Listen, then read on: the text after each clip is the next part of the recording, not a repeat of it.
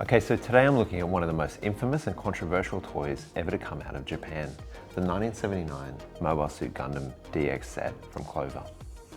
This toy tends to polarize opinion, and it's understandable. It's the reason that the original Mobile Suit Gundam series was cancelled, and it came very close to killing what we now know as the Gundam universe. 45 years of incredible anime that's influenced everything else since then, and $1 billion toy empire that has produced a seemingly infinite range of model kits.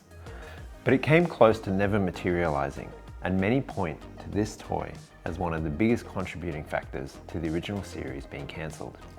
To best understand this, we need to have a quick history lesson.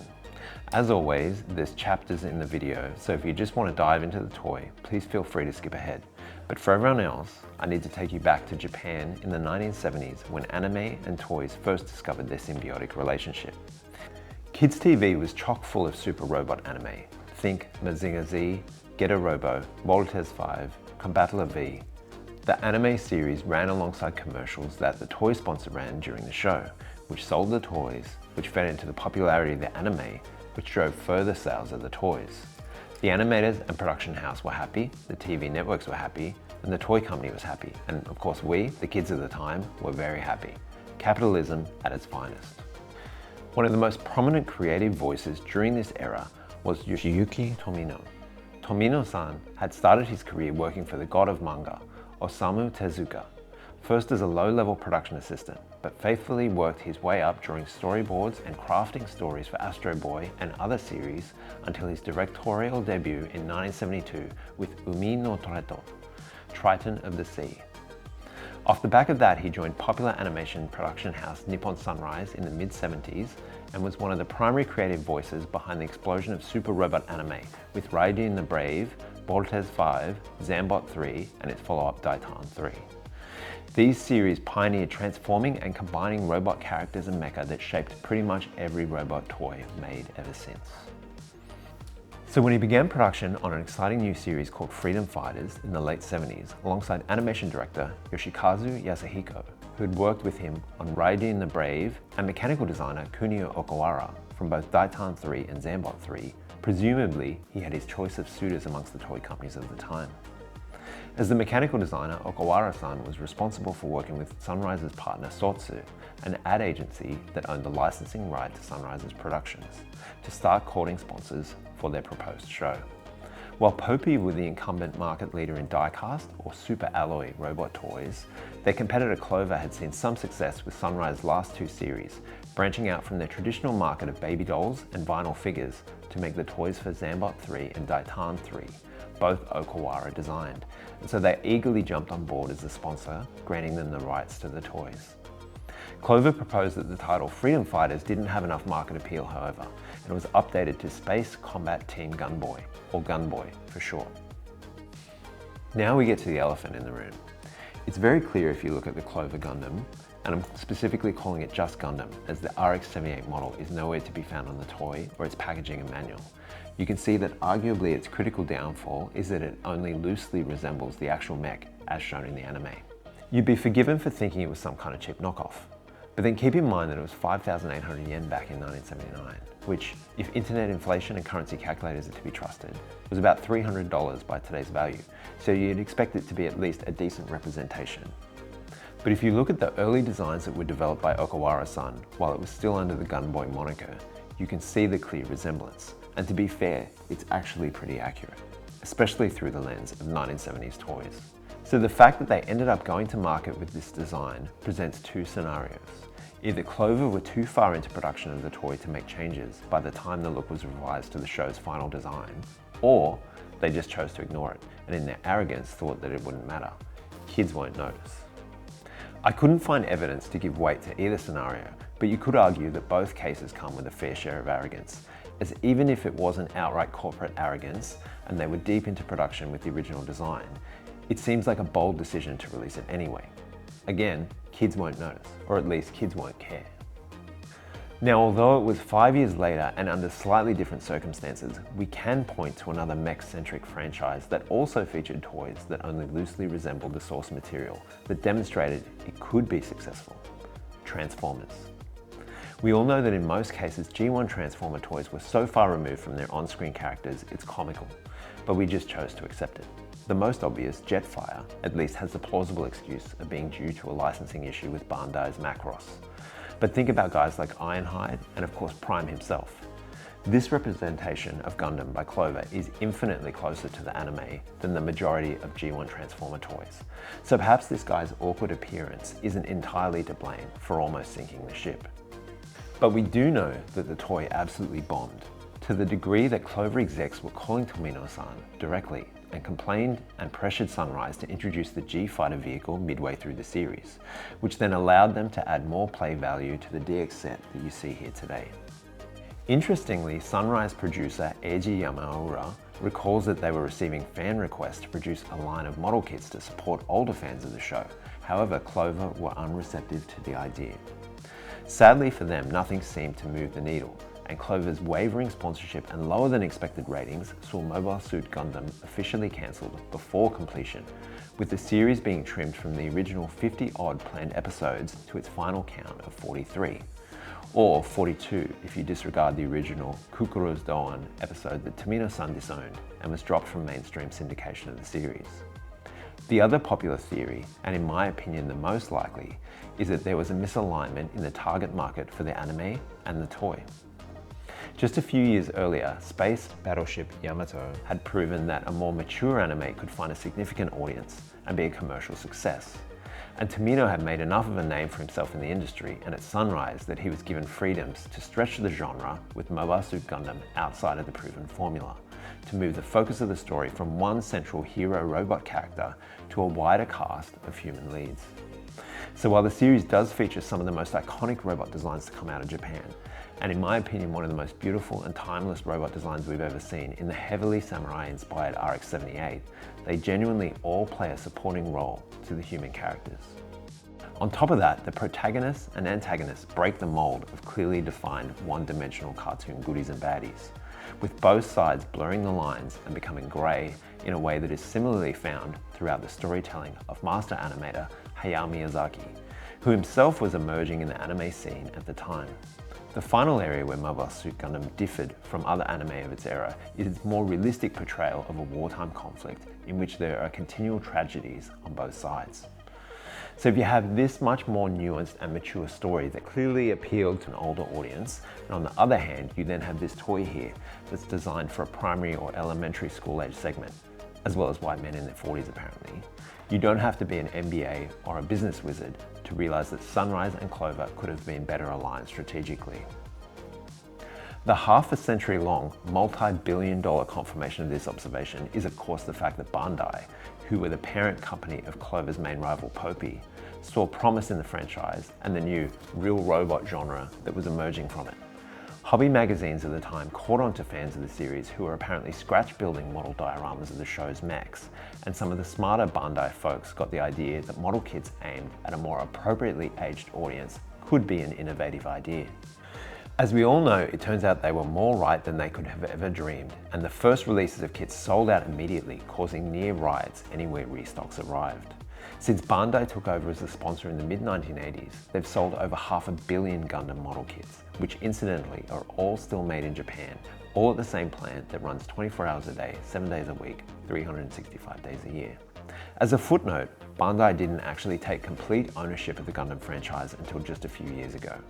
While they acquired animation production studio Sunrise in '94, it wasn't until they finally bought out controlling interest in Sunrise's then partner company Sotsu, who owned the licensing in 2020, that Gundam finally became completely Bandai owned and controlled IP. Okay, so we've covered the checkered history of this guy. And now it's time to finally put that behind us and focus on what we have, because despite him being a bit of an ugly duckling compared to his on-screen persona, I think this toy has a ton of charm. And to a degree, as someone who has a very soft spot for rigid posed vintage toys, his faults are a large part of the appeal. Taking a look at the box, you can see the big DX, which indicates that this is the deluxe set. The very first offering from Clover was an ST, or standard, and just had the mech itself, plus a shield, beam rifle, and beam saber. This one expands on that, as I touched on earlier, as Clover pushed the introduction of the G-Fighter into the anime. This particular box style is the original DX release, which, when the series started to gain momentum in reruns and in feature-length movie edits, was updated to feature an illustration of the RX-78 on the front. What you got in the box was still exactly the same, but at least it looked like it was from the right show. But if you're wondering about the difference between the two releases, this is the earliest style, and then the illustration version is the later 1981 release. The box is an impressive size and has all the cues a 1980s die-cast Japanese robot toys box should have. We've got the bold sci-fi style Gattai lettering in primary colours, and then a big photo of the toy in its flagship G-Fighter mode jumping out of the frame. To the side is the various other modes for the G-Fighter, so we have the G-Sky, the G-Buul, and the G-Armour in dynamic poses with wild effects to give you a sense of what they can do. So straight away you get the feeling there's a lot of play value. And of course we have the Clover Toys logo in the bottom right and confirmation that the toy is made in Japan. Turning to the side, it's the same series of configurations featured, but this time they more clearly show what the vehicle modes are in a much more realistic style, so you can see exactly what the toy looks like without any of the crazy effects from the front of the box. Notably, the English from the front of the package has disappeared here, and we just have the katakana for the various vehicle modes. The other side features a nice carry handle and an illustration of how the core fighter integrates with the top and bottom to create the Gundam, and the same image of the toy atop the G-Fighter that featured on the front and other side. And then top and bottom we get a nice mid-shot of the Gundam that makes it really easy to see his weapons and accessories. Once we lift the lid, you get the familiar Chogoku style overlay card with die-cut windows really emphasizing the amount of items you get in this DX set. All told, there's 14 main components to the toy, not counting missiles and other little bits and pieces. Bold numbers 1, 2, and 3 indicate the core mech components. Removing the card, we expose a ton of polystyrene, which I'm very happy to say in this example is a very nice white, with mostly crisp edges. And of course the toy is finally revealed in all its glory, and it really does look beautiful.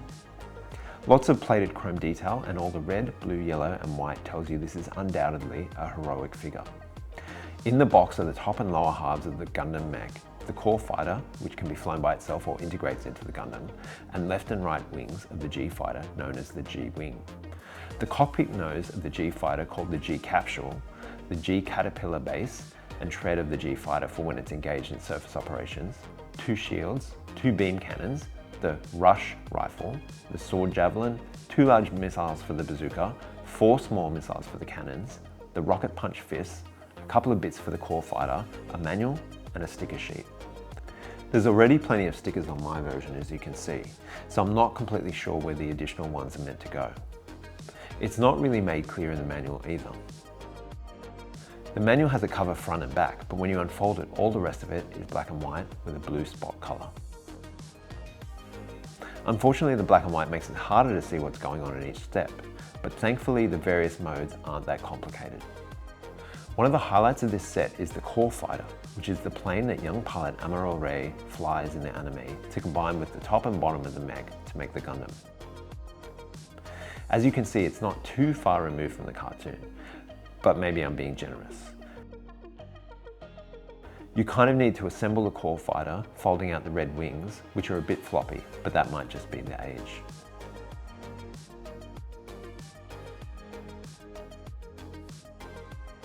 Then you clip on the yellow rear wing and optionally the landing gear.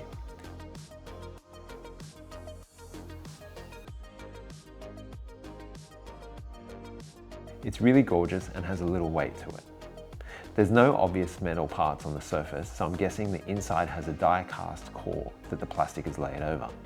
As a fun play gimmick, the nose is spring-loaded as well, so if you push down on the blue switch behind the cockpit, it will shoot out. You can't interchange the other projectiles though. They would look goofy anyways, but while they do click in, they don't fire out easily, and the blue firing lever actually seems like it might snap if you pushed it too hard. To transform into the Gundam, you'll need to remove the yellow wing and landing gear if you have them attached. Fire off the nose and fold the whole cockpit down and the wings in. Now you have the core element that inserts into the mech torso, from which Amuro pilots the Gundam. Starting with the lower body, this has a ton of weight. The entire leg from the knees down to the red feet are all solid metal, which ensures he's super sturdy. Apart from the colours, this whole piece is structurally pretty well aligned with the early RX-78, and if you compare it to this early sketch, it's very close. Of course, the greys and chrome and the graphic stars and huge G on his feet are a bit of creative license. His knees bend a little, although it's pretty implausible that he could be posed that way. I guess the idea is that it adds a bit of realism and playability. As with any vintage transforming or combining toy, it's an anxiety-inducing experience, as you have painted and plated finishes that could scrape, plastic clips that may have hardened and become brittle in the near half century since its manufacture, all sorts of things that could land you in a world of regret. Fitting the core fighter into the waist of the Gundam is extremely tight, at least on my example. There's a metal spring at the rear of the inside of the waist that just uses pressure to allow it to slide in. And on the underside or the back of the core fighter is a groove that it will eventually spring back out into, holding it securely in place. I've found the best way to do this is to align the core fighter in the waist and then try and bring it as far forward as possible while pushing down, so you're making the spring's job easier. Now we move on to the upper body, and it's clear that this is where the main disappointment in the set lies.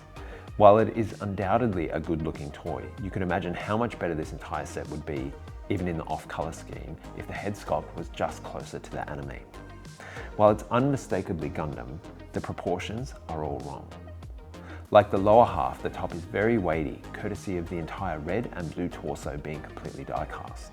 On the back is what looks to be a copyright message, something about Nippon Sunrise, and of course the Clover logo and name below that.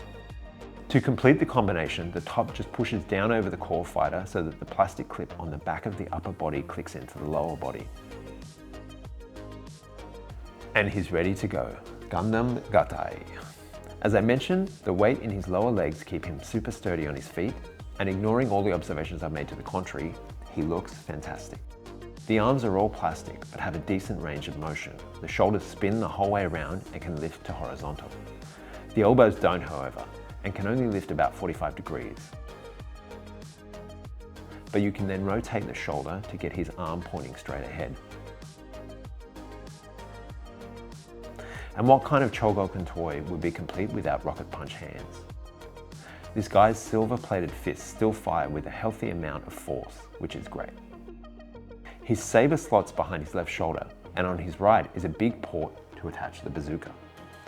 While we mostly know the RX-78 as having one shield, when the G-Fighter appeared, I'm almost positive they added the second as a replacement that could be replenished mid-battle. So both arms have ports to mount a shield on the bicep, although I prefer to display it with just the single on the left arm. You can then choose to equip either the rifle or Clover's imaginative sword javelin.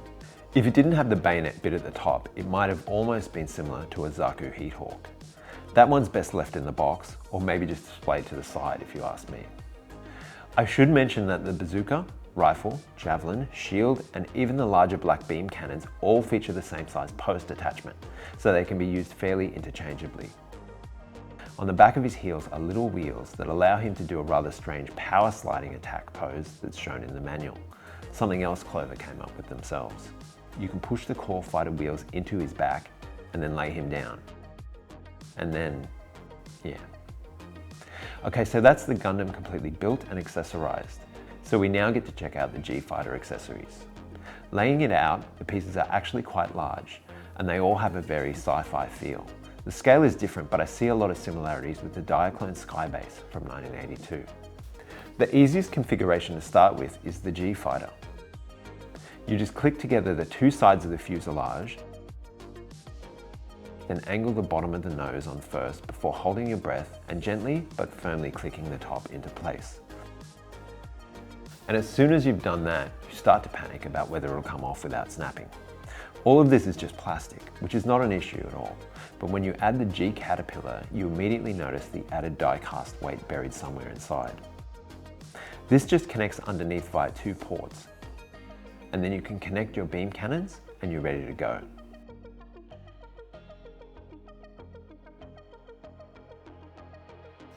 The top ship part can easily rotate horizontally on the very sturdy Caterpillar base, and the cannons can rotate vertically as well as fire the smaller missiles, of which you get 4 in the box, so a couple of spares for when these get lost behind the couch seats. This is a really cool standalone vehicle that doesn't need to have anything to do with the Gundam universe to be admired. There's a big G on the very front of the nose, as well as a molded G in the orange cockpit lens, and the English word Gundam on either wing. You can also fold down the wings, which I think gives it a more surface operation feel. And then when the G fighter detaches from the G caterpillar and takes off, the wings can fold out. Just like the main image on the front of the box, you can mount the Gundam on top of the G-Fighter via the 2 ports on the fuselage, which insert into his feet. This was really the origins of the Gundam support vehicles that continued throughout the franchise, so I guess I can't be too critical. But this combined ski mode doesn't really do it for me. All other modes integrate the Gundam into the G-Fighter, the first of which is the G-Sky. To create this mode, you need to click the Gundam lower half into the G-wings one side at a time.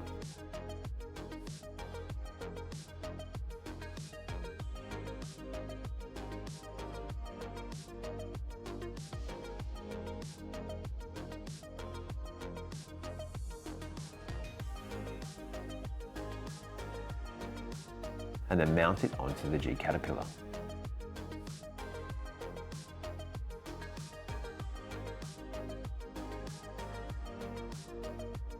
Then you take the assembled core fighter and insert it into the front area.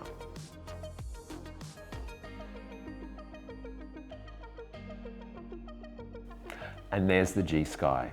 It's not terrible, but I can't imagine ever displaying it in this configuration. Moving on to the G-Buul, which is kind of the opposite of the G-Sky, we take the top portion of the Gundam, including the core fighter, and click it into the front nose of the G-Fighter. Before pushing it in too far, be careful to unclick the head at the back of the neck, which will allow it to lift up through the cockpit area. It's all very uncomfortable looking.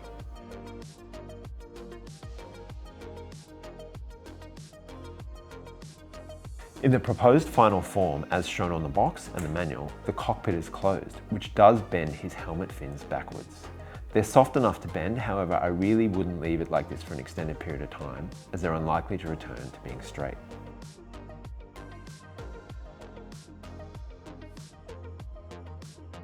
The white G logo tip of the nose detaches from the other part and can insert into the base of the core fighter.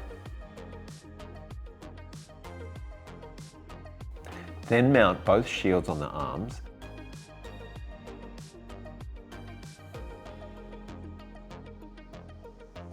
and the beam cannons to the top, and it's ready to go.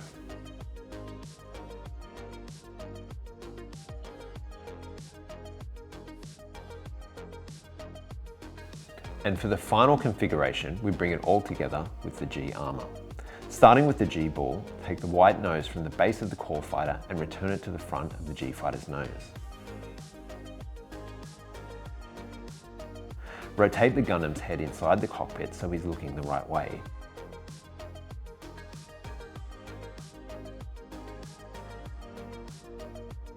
And connect it to the G-Sky.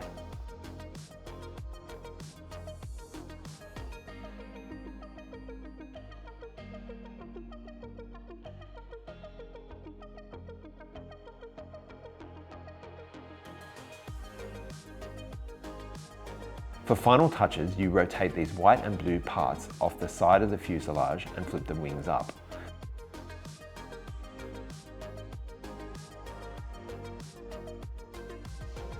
Then mount the beam cannons facing the front and he's good to go.